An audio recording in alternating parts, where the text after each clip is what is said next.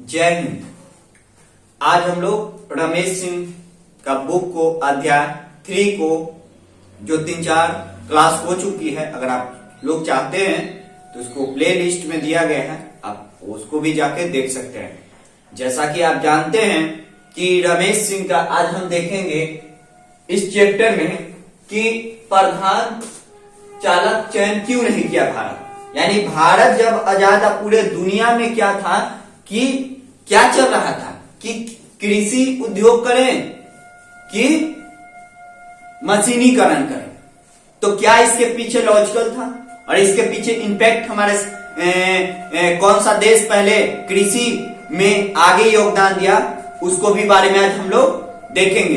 तो देखिए आज हमारे पास में क्या था कि कृषि के संभावित प्रश्न क्या था, यानी संभावित परिणाम क्या था, उसको बारे में भी हम लोग देखेंगे और उसको विस्तार रूप से भी हम लोग देखेंगे कि किस किस कारण से हमारे पास में हुई थी। तो हमारे पास में देखेंगे पहला क्या मुद्दा हमारा रहेगा, कृषि के संभावित परिणाम क्या था। क्रय शक्ति की आधारभूत संरचना के बाजार के लिए विकास के बाद उद्योग, यानी पूरे दुनिया में लोगों ने कहा कि पहले हम विकास करेंगे इस पे क्रय शक्ति पर, पैसा पर, ओके, और आधारभूत संरचना माने ठीक करेंगे आपकी पढ़ाई के मेंटेलिटी क्या होना चाहिए, आपके लेवल क्या होना चाहिए, आधारभूत संरचना होना चाहिए। तो संरचना में बाजारों को विकास के बाद में उद्योग चुनेंगे, यानी बाजार पहले उद्योग बाद में, यानी बाजार रहेगा तभी तो आप उद्योग लगाइएगा, अब बाजार नहीं रहेगा तो आप कैसे। तो पूरे दुनिया में ये क्रय शक्ति की पूंजी, यानी क्रय शक्ति की बाजार में विकास के बाद उद्योग लोगों ने चुना, यानी चीन का मॉडल क्या था, आज इसी के बारे में देखेंगे कि चीन क्यों इतना शक्तिशाली होगा और इसके पीछे क्या रीजन था। तो चीन ने पहले कृषि अधिक विकास चीन ने किया, यानी कृषि का प्रधान देश किसको माना जा सकता है, चीन ने सबसे पहले किया। क्यों कहा कि पहले उद्योग नहीं, पहले मेरी प्राथमिकता ठीक हो, प्राथमिक द्वितीय तब न तृतीय, बताइए। तो प्राथमिक पहले ये कोची चुना, पहले कृषि अधिक विकास, माने पहले ये जो व्यक्ति पूरे दुनिया में लग रहा था कि कृषि में केवल परंपरागत है, लेकिन वो चीन क्या किया कि चीन पहले अपना बजट किस पे खर्च की, कृषि प्रधान चालक पर। क्यों खर्च की कि अगर प्राथमिक ठीक हो जाएगा तो द्वितीय और तृतीय तो ऑटोमेटिक ठीक होगा। तो उसी बात पर कृषि में अधिक विकास चीन मॉडल दिया, यानी मॉडल क्या दिया कि पहले कृषि में वो विकास किया, उद्योगीकरण वो 70 में किया, यानी चीन पहले वो कोची कर चुका था, कृषि का विकास कर चुका था, उसके बाद में 1970 में उद्योगीकरण कर दिया। उद्योगीकरण अब मान के चलिए कि आपके घर में सब चीज समान है, ओके, चावल दाल आटा सत्तू सब चीज है, तो बताइए आपका घर के तो बेरोजगारी ऐसे खत्म हो जाए। और दूसरी बात है कि उसको और आप बेचिएगा तो उसकी आवश्यकता तो पूरी होगा और उससे ज्यादा आप उत्पादन करिएगा तो आपके पास में कुछ होगा। लेकिन भारत के सामने परिस्थिति यही हो गया, बिहार के सामने, कि भारत के सामने केवल खाने के लिए उपजाता है और विदेश में इसे क्या खाने के भी साथ साथ दूसरा देश को भी देने की प्रयास करता है। यही बात हमारे पास में ये चीन मॉडल अपनाए। नेहरू जी इससे प्रभावित है, पंडित जवाहरलाल नेहरू ने कहा कि हम कृषि को छोड़ दिए। हालांकि प्रथम पंचवर्षीय योजना में कृषि पर बल दिया गया था, लेकिन विफल इस कारण से हुई थी क्योंकि हमारे पास में तार्किक आधुनिकीकरण नवाचार नहीं सुविधा थी। यानी हम नेहरू जी पश्चिमी से तो प्रभावित है कि बताओ चीन ने कृषि पर अपना पैसा करके कुछ किया, अपनी अर्थव्यवस्था को ठीक किया, पूरे दुनिया में हाहाकार मच गया। तो वो क्यों फिर उसका लागू होगा कि नहीं होगा, पूरे दुनिया उसकी बात मानेगा कि कृषि एक क्या है, कृषि एक शोषण नहीं है बल्कि उसी आगे बढ़ने की तरीका है। तो हम देख सकते हैं कि हमारे पास में क्यों है, कृषि से क्यों, यानी पश्चिमी सभ्यता से नेहरू जी प्रभावित है। और देखिए अगर हम कृषि चुनते हैं तो उसके सामने विकल्प क्या है, यानी आप अपने कुछ भी जीवन में तैयारी करें, कितना मिनट हुआ सर, तो आप अपने कृषि के लिए कुछ भी चुनेंगे तो कुछ ना कुछ आपको चुनौती आएगा। आपके जीवन में भी शादी करिएगा तो चुनौती आएगा, ना भी करिएगा तो चुनौती है, दोनों तरफ से लेवल को मिला के चला। तो उस कारण से हमारे पास में कृषि चुनने की चुनौती क्या था, यानी आधुनिकीकरण। आधुनिकीकरण में इस्पात मशीनीकरण आवश्यकता। मशीनीकरण क्यों आवश्यकता है? क्योंकि जब भी टेक्निकल लोग भी हैं, आप कृषि कर रहे हैं, जैसे हमारे पिताजी खेती के हैं वैसे बाबूजी किए, जैसे हमारे पास में पूर्वज किए वैसे हम ही के। तो कृषि में क्या चाहिए? उसको तार्किक चाहिए, टेक्निकल चाहिए, नवाचार की सुविधा चाहिए, तभी तो कृषि को हम आगे बढ़ा सकते हैं, तभी तो किसान भाई को हम आगे बढ़ा सकते हैं। उसके लिए शिक्षा चाहिए, उसके लिए तार्किक ज्ञान होनी चाहिए कि कौन सी फसल में किस केमिकल का यूज होना चाहिए। यही तो हमारे पास में क्या है? तार्किक ज्ञान। अतार्किक अगर करिएगा तो जीवन में विफल होने की संभावना 95% हुआ। तो आधुनिकीकरण सर समझता हूं, तो अलग अलग समस्या के रूप में अलग अलग समस्या, अलग अलग चुनौती से हमें लड़ना है और अलग अलग चीजों को भी रिप्रेजेंट, यानी आधुनिकीकरण के लिए इस्पात मशीनीकरण की भारत में आवश्यक, पूरे दुनिया में ये चीज थी।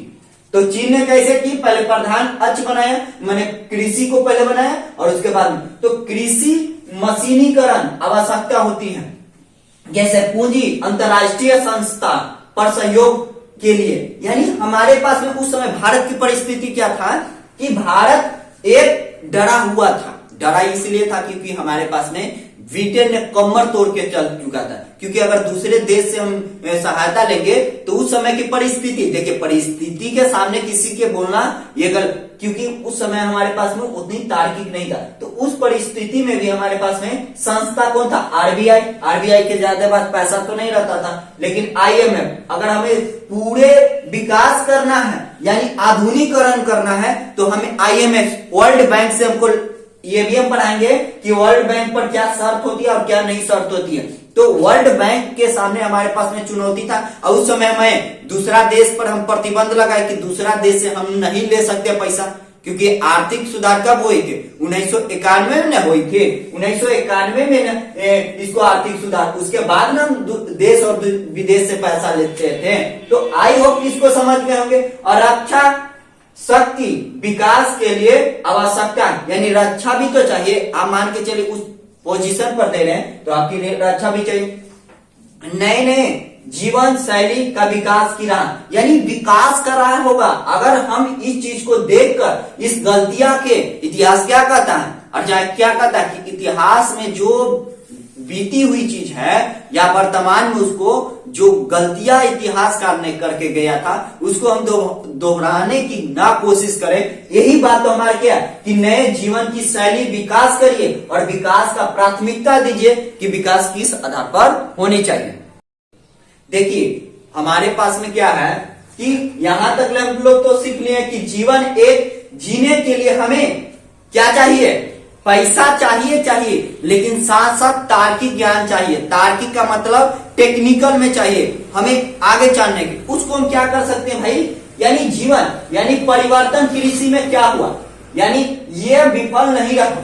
यानी कृषि को हम लोग पूरे देश गरियाते थे, ये कृषि में कोची कर रहे हो। आज भी देखते हो जो कृषि करते हो अतार्किक रूप से करते, जबकि चीन कोची करता तार्किक टेक्निकल रूप से की और वो दिखा दिया 1970 में उद्योगीकरण किया और सबसे बड़ा हुआ कुछ होगा टेक्निकल में आगे चला। इसका पीछे क्या था कि उसकी प्रकृति नहीं, उसकी सोच पर डिपेंड करते हैं। हमारे पास भी सोच रहिए, हम तार्किक, हम देश के सभी नौजवानों अगर एक हो जाएंगे तो हमारा भी देश एक जाति धर्म मजहब से अगर जिस दिन हम क्या कर सकते हैं हटा के और देश के लिए सोचे तो सभी का योगदान ये देश के लिए बहुत बड़ी उपलब्धि में काम हो सकती है। तो आई होप समझे होंगे कि हमारे पास में कि कृषि क्यों विफल है, यानी कृषि विफल नहीं है, यानी कृषि विफल नहीं है, उसको टेक्निकल की आवश्यकता है। उसको क्या आज हमारे बिहार में कृषि के लिए लोग किसान दिन पर दिन कृषि कम कर रहे हैं। इसका पीछे मेन भूमिका क्या है?